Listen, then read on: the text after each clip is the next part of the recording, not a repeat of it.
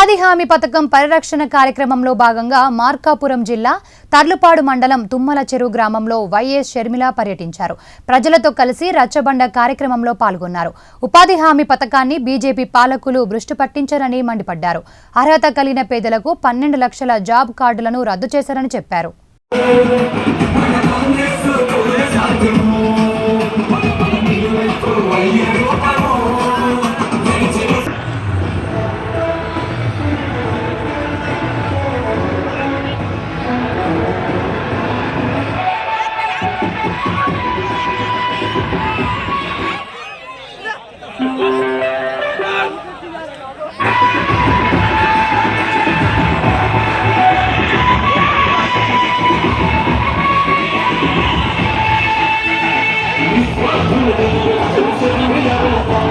చేయాలన్న ఆలోచనలు రావు. అందుకే ఈరోజు కాంగ్రెస్ పార్టీ పట్టుబట్టి ఉపాధి హామీ పనిని రక్షించే పనిలో పడింది. ఇదొక్కటే కాదు, మన రాష్ట్రంలో చాలా సమస్యలు ఉన్నాయి. ఇదివరకు చెప్పినట్టుగా రైతులకు సమస్యలు ఉన్నాయి, చదువుకున్న బిడ్డలకు ఉద్యోగాలు రావటం లేదు, అమరావతి సమస్య ఉంది, పోలవరం సమస్య ఉంది. ఇలా అన్ని సమస్యల మీద కొట్లాడడానికి కాంగ్రెస్ పార్టీ సిద్ధంగా ఉంది. కానీ మీ అందరిలో కూడా చైతన్యం రావాలి. మళ్ళీ హస్తం గుర్తు మాత్రమే రాష్ట్ర ప్రజల బాగు గురించి ఆలోచిస్తుంది అన్న ఆలోచన మీలో రావాలి.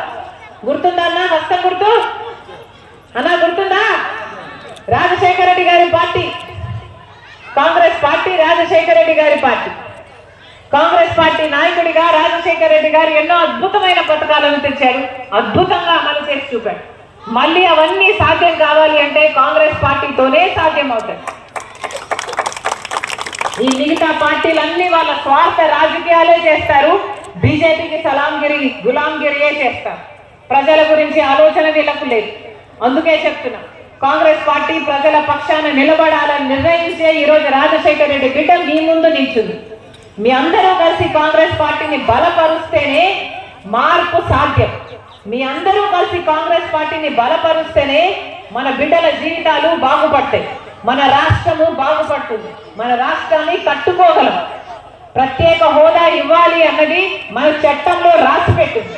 11 సంవత్సరాలుగా బీజేపీ పార్టీ ఇవ్వలేదు, చంద్రబాబు గారు సాధించలేదు, జగన్మోహన్ రెడ్డి గారు అడగలేదు. వీళ్ళందరూ కలిసి కుమ్మక్కై మన రాష్ట్రానికి ఇంత ద్రోహం చేస్తున్నా యథావిధిగా వాళ్ళ రాజకీయాలు చేసుకుంటున్నారు. అందుకే చెప్తున్నా, మీ అందరిలో మార్పు రావాలి, మీ అందరూ కూడా మేలుకోవాలి. కాంగ్రెస్ పార్టీ ఒక్కటే ప్రజల గురించి ఆలోచన చేసింది. రాజశేఖర రెడ్డి గారు కాంగ్రెస్ పార్టీ ముఖ్యమంత్రిగా అన్ని అద్భుతమైన పథకాలు చేసినప్పుడు ఈ ముఖ్యమంత్రులకు ఎందుకు చేయలేకపోతున్నారు అంటే, ఎందుకంటే వాళ్ళ స్వార్థ రాజకీయాలు కాబట్టి, అది కాంగ్రెస్ పార్టీ కాదు కాబట్టి. అందుకే మీ అందరూ కాంగ్రెస్ పార్టీని బలపరచాలని కోరుతున్నాం. మీ అందరూ కూడా చేయి కలపండి. ఈ ఉపాధి హామీ ఒక్క సమస్య గురించి కాదు, మీకు వచ్చిన ప్రతి సమస్య గురించి కాంగ్రెస్ పార్టీ పోరాటం చేయడానికి మేము సిద్ధంగా ఉన్నాం. మరొక్కసారి మీ అందరూ సమయం చేసుకొని వచ్చారు, మీ అందరూ మీ పనులు మానుకొని మా కోసం సమయం చేసుకొని వచ్చారు. ప్రతి అక్కకు, ప్రతి చెల్లికి, ప్రతి అన్నకు, ప్రతి తమ్ముడికి మీ రాజశేఖర రెడ్డి బిడ్డ శిరస్సు వంచి చేతులు జోడించి మనస్ఫూర్తిగా 6 గంటలో పని చేస్తే, ఇప్పుడు బీజేపీ పార్టీ తెచ్చే కొత్త చట్టంలో 12 గంటలు పని చేయాలట.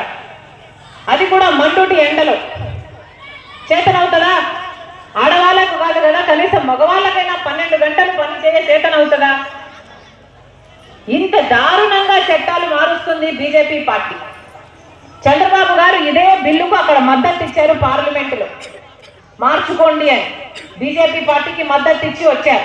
60% కేంద్రం పెట్టుకుంటుంది, 40% రాష్ట్రం పెట్టుకుంటుంది అని. మళ్ళీ ఇక్కడికి వచ్చి చంద్రబాబు గారు ఇప్పుడు డబ్బులు ఇవ్వండి అని మళ్ళీ అడుక్కుంటూ తిరుగుతున్నాడు. అక్కడ మద్దతు ఇవ్వడం ఎందుకు బిల్లుకు? మళ్ళీ డబ్బులు ఇవ్వండి అని ఢిల్లీకి వెళ్ళి అడుక్కోవడం ఎందుకు? పోనీ జగన్మోహన్ రెడ్డి గారు ఏమైనా మాట్లాడుతున్నారా అంటే, బీజేపీని ఎదిరించి పల్లెత్తి మాట కూడా అనడు జగన్మోహన్ రెడ్డి గారు. మోడీ గారు కనిపించినా బీజేపీ పార్టీ అన్నా సాష్టాంగ పడతాడు జగన్మోహన్ రెడ్డి గారు. బీజేపీ పార్టీకి అందరూ మొత్తం బినామీలుగా మారిపోయారు, బానిసలుగా మారిపోయారు. బీజేపీని ఎదిరించే సత్తా ఇప్పుడు జగన్మోహన్ రెడ్డి గారికి లేదు. చంద్రబాబు గారు, పవన్ కళ్యాణ్ గారు ఎలాగో కూటమిలో ఉన్నారు. బీజేపీకి సంబంధించినంత వరకు జగన్మోహన్ రెడ్డి గారు కూడా అదే కూటమిలోనే ఉన్నారు. మొత్తం అందరూ బీజేపీకి మద్దతే ఇస్తున్నారు. ఈరోజు బీజేపీ అధికారంలో ఉంది అంటే దానికి కారణం మీ అందరూ నాయకులు. పార్లమెంటులో ఎలా తయారయ్యింది అంటే పోలవరం ప్రాజెక్టు ఎత్తు తగ్గిస్తున్నారు. పోలవరం ప్రాజెక్టు నీటి నిల్వ ఎత్తు తగ్గిస్తుంటే